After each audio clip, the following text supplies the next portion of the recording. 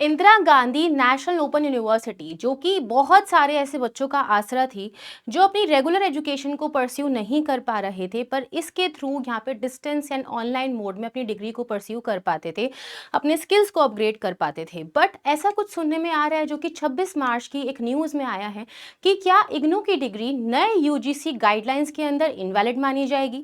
तो ऐसे क्वेश्चंस जो है बहुत सारे बच्चों के मेरे ग्रुप में भी पूछे जा रहे हैं और काफ़ी सारी जगहों पे ये बातें जो हैं अब चल रही हैं।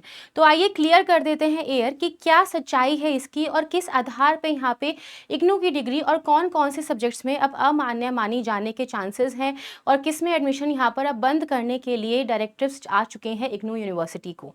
ठीक है?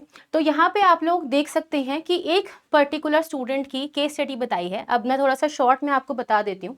यहाँ पर बात हो रही है सारे के सारे हेल्थ, मेडिसिन और अलाइड कोर्सेज़ की, क्योंकि यहाँ पर ये मानना है कि जितने भी कोर्सेज अगर ऑनलाइन डिग्री के हिसाब से यहाँ पर मेडिसिन को लेकर के लिए जाते हैं या फिर हेल्थ केयर प्रोफेशनल के केसेस किए जाते हैं, तो वो यहाँ पर डिग्री रिक्वायर करती है बहुत सारी प्रैक्टिकल ट्रेनिंग को।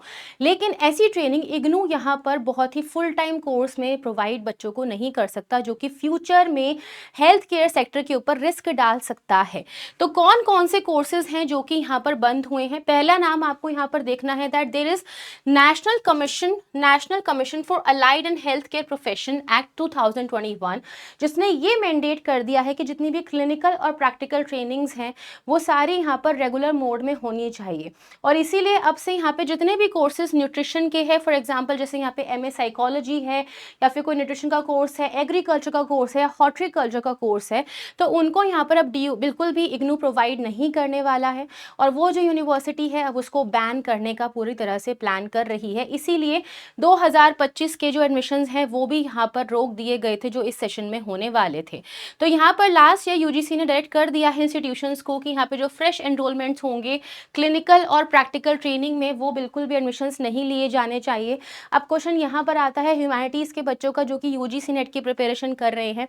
एमए साइकोलॉजी वालों को यूजीसी नेट देने की अनुमति नहीं होगी इसके बाद, लेकिन जो आपके बाकी के कोर्सेज हैं, सोशियोलॉजी है, पॉलिटिकल साइंस है, हिस्ट्री है, इकोनॉमिक्स है, या फिर आपने कोई भी ऐसा कोर्स किया है इग्नू से जिसमें आप यहाँ पर नेट क्वालिफाई करना चाहते हो, आपने मास्टर्स भी पूरी कर ली है, तो वो आप अभी भी कर सकते हैं। लेकिन कोई भी कोर्स अगर यहाँ पे साइंस से रिलेटेड है जो कि प्रैक्टिकल इंफॉर्मेशन को रिक्वायर करता है, पर्टिकुलरली हेल्थ केयर सेक्टर में जिसमें बहुत सारे लोगों का फ्यूचर डिपेंडेंट है, तो वो कोर्सेज अब इग्नू जो है बंद करने की पूरी तरह से प्लानिंग कर रहा है।